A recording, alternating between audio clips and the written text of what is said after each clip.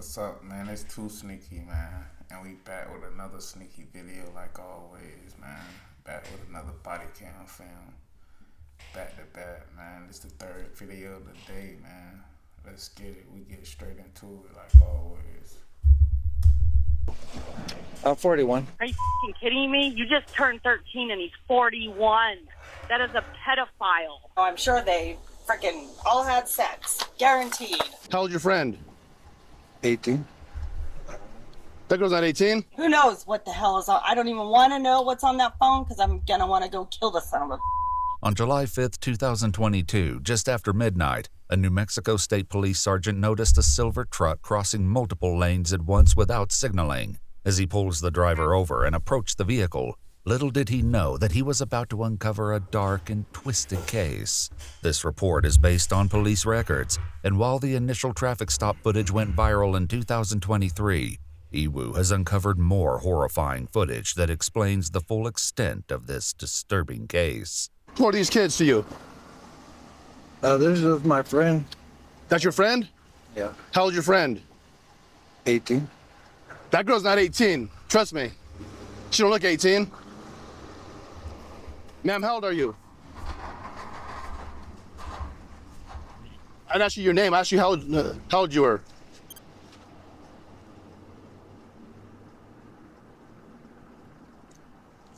Jeremy, turn the car up and come back here and talk to me.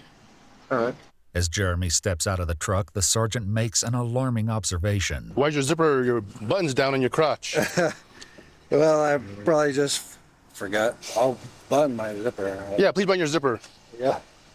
I mean, I had to take like a piss and While Jeremy's forgetting to button his jeans could be due to the reason he described, later discoveries would put this moment into a horrifying new context. I haven't been drinking. Can you explain why I can smell from your breath every time you breathe? And talk to me?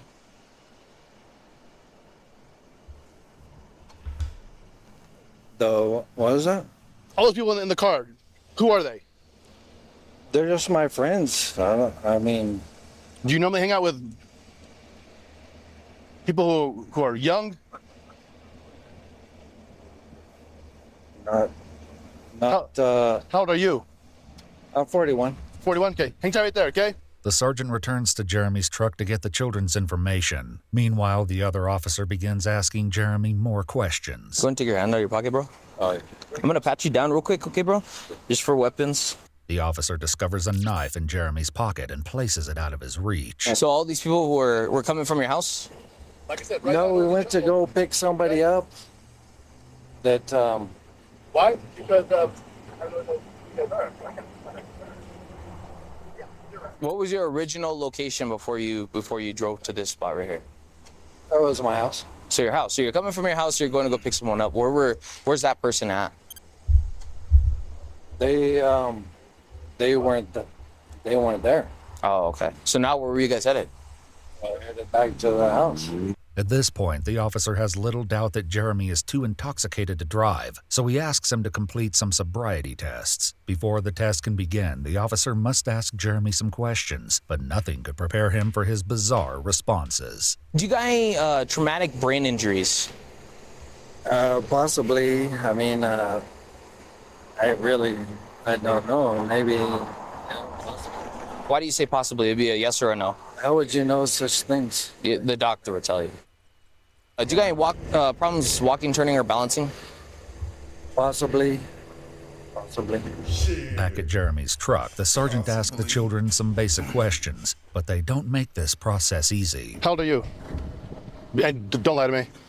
I mean, kid, like, I'm not gonna play the game where you lie. I know that you're not 18. Okay. So if you want to have attitude, you in the front. Okay. We go about it another way. The two female children still inside the truck are twin sisters. What the sergeant doesn't know is they have a disturbing connection with Jeremy. Meanwhile, the other officer asks Jeremy to do more tests, and he performs poorly on each of the physical assessments, leading the officer to conduct some alternative cognitive tests. I'm gonna have you recite the alphabet going forward from the letter H to the letter S. I want you to do that without singing the alphabet, okay? Do you got any questions with that? Okay. So you want me to the letter H Yes. to the letter S. Yes. Can you just give me an example, please? I'm not going to give you an example. Since Jeremy didn't pass a single test without heavy assistance, the officers placed him under arrest. He was charged with 6 counts of felony child abuse, 2 driving offenses, and 2 alcohol-related offenses. But this is only the beginning of an incredibly dark and twisted investigation. Later that morning, 911 operators received a call from the grandmother of the twin girls who were in Jeremy's truck hours earlier. The twins revealed a secret so horrifying, it made their grandmother's blood run cold. I need to make a report about sex crimes against kids. My 13-year-old granddaughter has been seeing a 41-year-old. To protect the identity of the victim, we'll be referring to her as Jane. That's her boyfriend. And then my other twin granddaughter says, well, he's old enough to buy alcohol. And then my other granddaughter's like, well, he's going to take care of me. Are you f***ing kidding me? You just turned 13 and he's 41.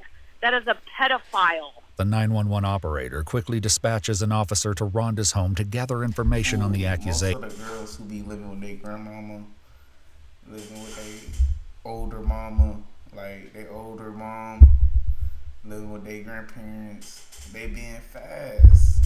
I'm trying to tell you, that's most of them. They be fast all the time, fool. From the moment their conversation begins, Rhonda is understandably upset. I want to get him as a pedophile. Yeah, okay. And who is he to them?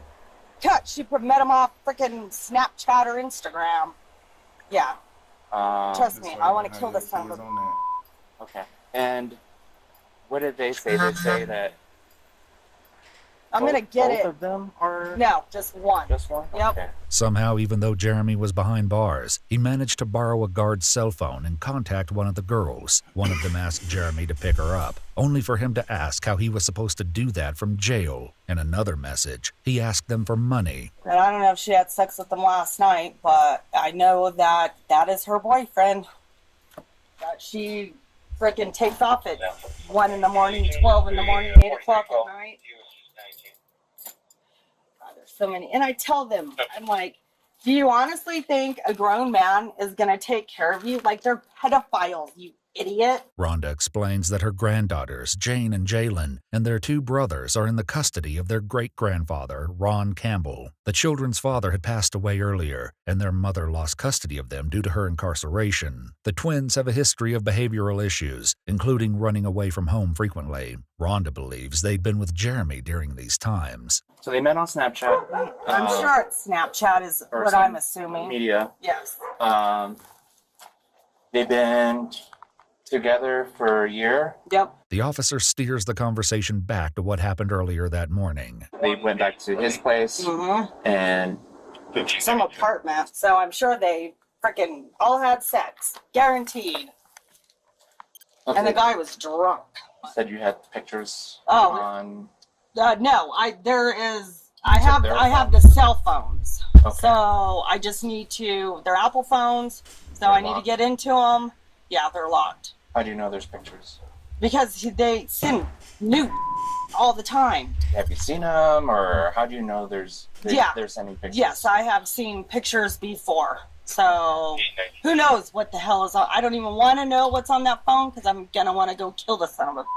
Since Jeremy is currently in jail, the police must urgently collect as much information as possible while he's being held. If he's released and finds out about the investigation, he could destroy any evidence connecting him to the victim. Rhonda requests the police obtain a search warrant for Jeremy's home multiple times. I know that there's more and so I guarantee it. So just listen to me and get search warrants for frickin' everything. Later, the children's great-grandmother, Mary Campbell, makes a call to the police to report that the twins told her about how the children ended up in Jeremy's car that night. When they left the house on the 4th, they were just going to go up because Jalen is on house arrest. They asked if they could just walk around the block or walk up the block, and we had let them have one of their girlfriends over, and the girlfriend had 3 guys that wanted to come too. So we had 6 kids here for fireworks.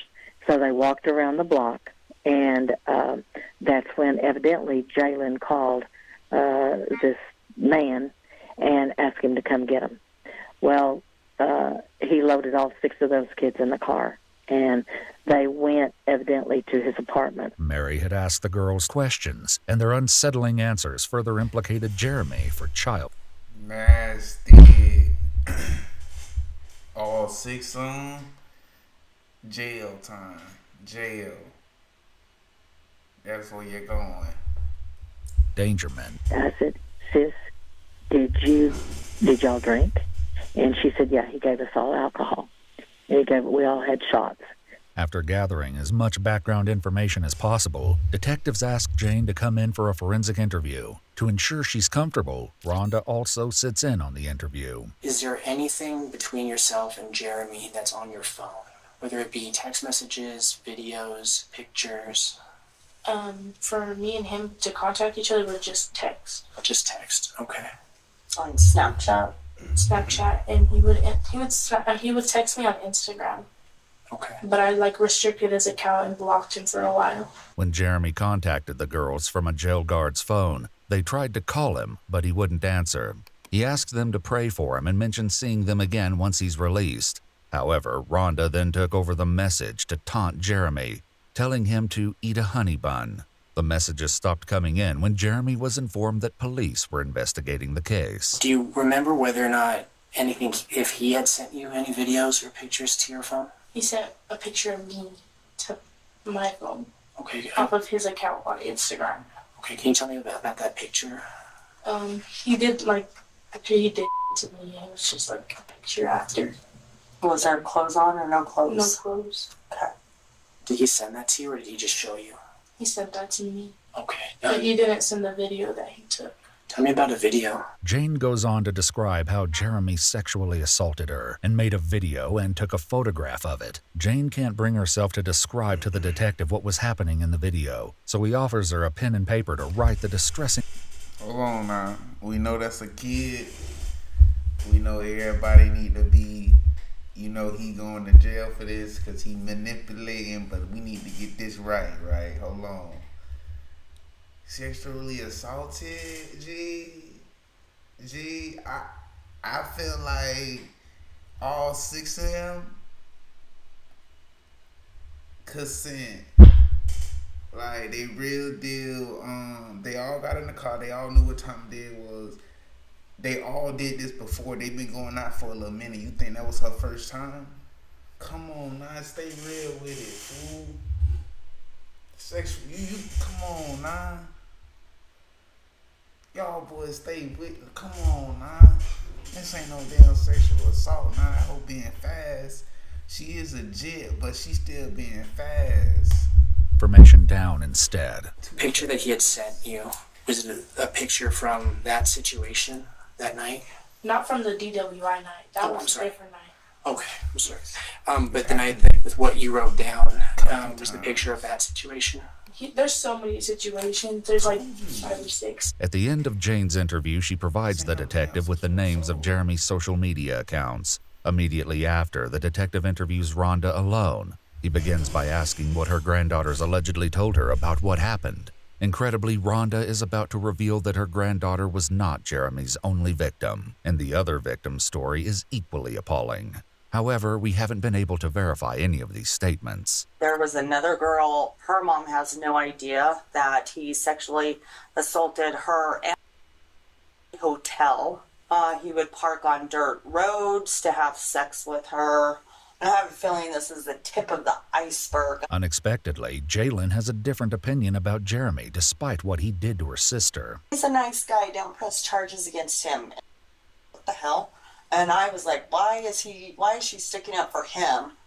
And then she wanted her phone so bad, and I was like, there is something, my gut is telling me there is something on the phone, there's something more to this crap. Went in there, tried to get the phone, and she fought us like crazy. We got the phone.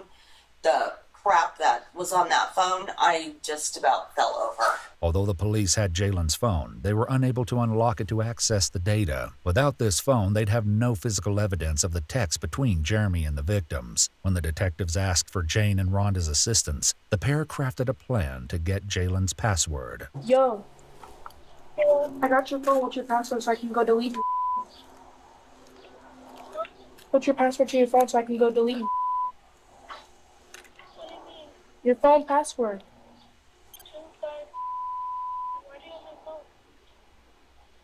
You're supposed to ask that Because I'm first. deleting your thing. What do you mean you delete everything? Do not delete my Snapchat. Alarmingly, both victims created explicit content on their phones, but it's unknown whether Jalen ever sent any of those to Jeremy. While both girls deleted most of the explicit content from their phones, the police were able to recover several months' worth of data.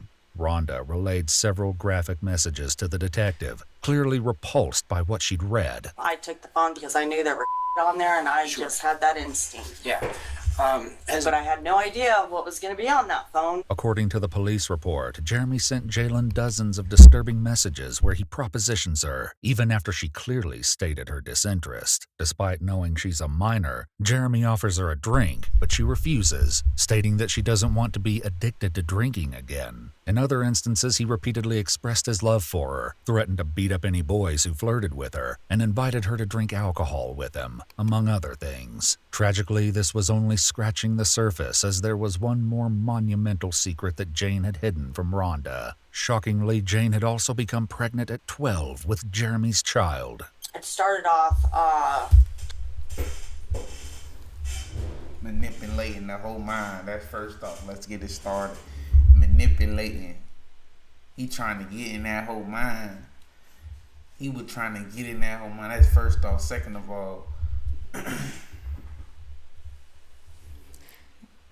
he nasty.